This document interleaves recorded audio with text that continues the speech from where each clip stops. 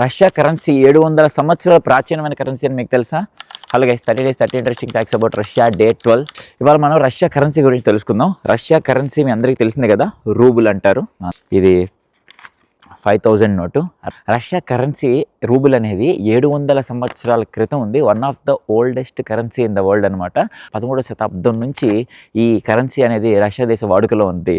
ఈ రష్యా దేశ currency rouble అనేది అమెరికా దేశ కరెన్సీ కంటే కూడా ఇంకా ప్రాచీనమైందనమాట. 100 సంవత్సరాల ముందే వచ్చింది. రూబుల్ అనే పదానికి రష్యా భాషలో అర్థం ఏంటంటే కట్ చేయడం అని అర్థం అనమాట. ఇది ప్రాచీన కాలంలో అంటే ఈ కరెన్సీ వాడుకలోకి రాకముందు వెండి సిల్వర్ బార్స్ని ముక్కలు చేసి అది ఈ కరెన్సీలాగా వాడేవాళ్ళు అనమాట.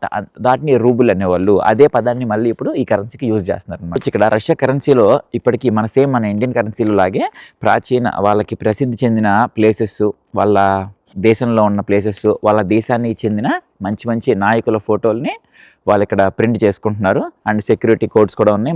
మనలాగే సేమ్ ఇక్కడ చూసారంటే మెటల్ స్ట్రిప్ ఒకటి ఉంటుంది, దాని మీద ఒక స్ట్రిప్, మళ్ళీ సీరియల్ నెంబర్ యూనిక్ ఎవ్రీ నోట్కి సేమ్ మనలాగే ఉంది. Same paper నోటే.